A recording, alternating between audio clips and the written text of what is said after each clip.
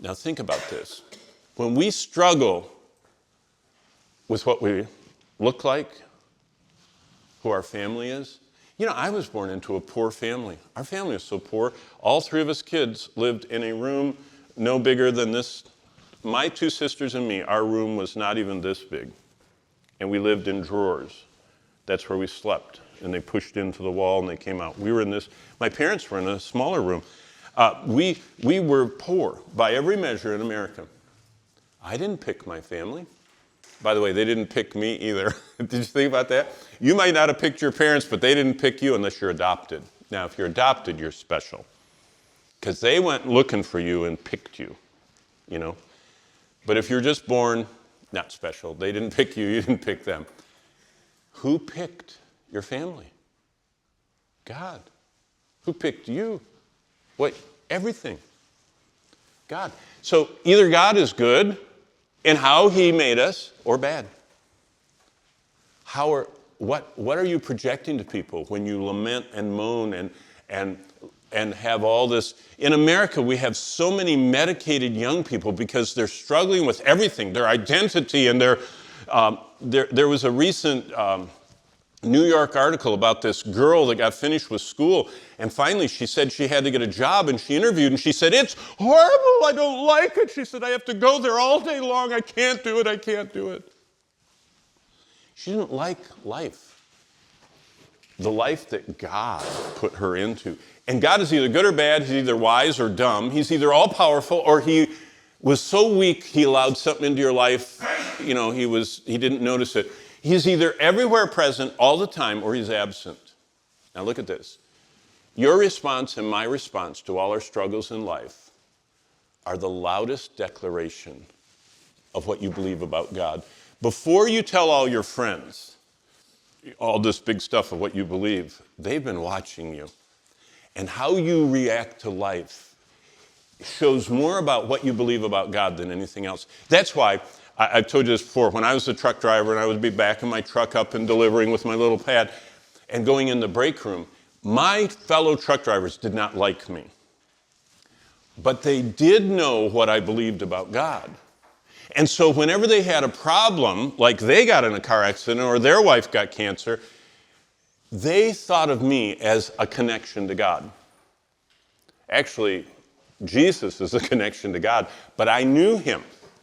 And so whenever they had a problem, they would run and talk to me about it because my behavior had declared my belief about God. Okay, what does God want from us? Look at Isaiah 40 at the end of it. This is what you already know. You've probably memorized this.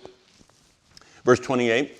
Have you not known, have you not heard, Isaiah 40:28? The everlasting God, the Lord, the creator of the ends of the earth, he neither faints nor is weary. He's always on duty. His understanding is unsearchable. He knows everything. Here's God's plan. He gives power to the weak, to those who have no might. He increases strength. Even the youths will faint and be weary, and the young men shall utterly fall. Verse 31. But those who wait on the Lord. Remember I told you yesterday there are 8 different Hebrew words for wait? This is one of those. Wait hopefully. Wait for the Lord, knowing he's coming.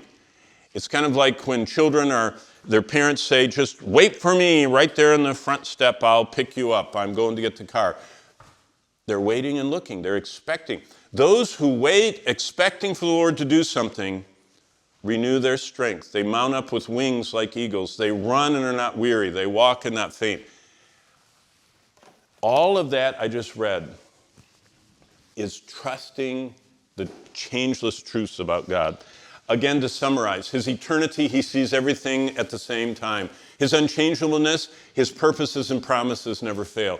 His wisdom, God always chooses the best means to get in our lives what he wants. His omniscience, he knows everything. This is interesting. Did you catch what's up there? Jesus once said, he looked out at the people, he said, did you know if what I just said, the people would have heard in Tyre and Sidon or in Sodom and Gomorrah, they would have repented if they'd have heard this message? Do you remember reading that in the Gospels?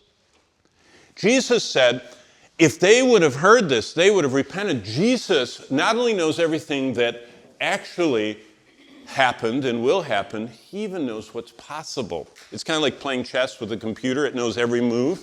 That's what his omniscience is. He knows all things that will actually happen and everything that could have possibly happened. And Jesus refers to that all the way through his ministry.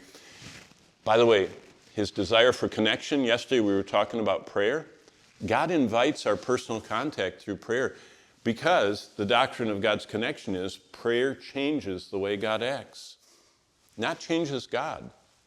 God responds to prayer. See, he has something he wants done, and he says, John, I want you to do it. And John says, I'm too busy to do it. So he says, Stitch, do you want to do it? Stitch says, I want to do it. Did God change? No. He acts in response to our prayer. And if our prayer is, Lord, I want to do your will, he works through us.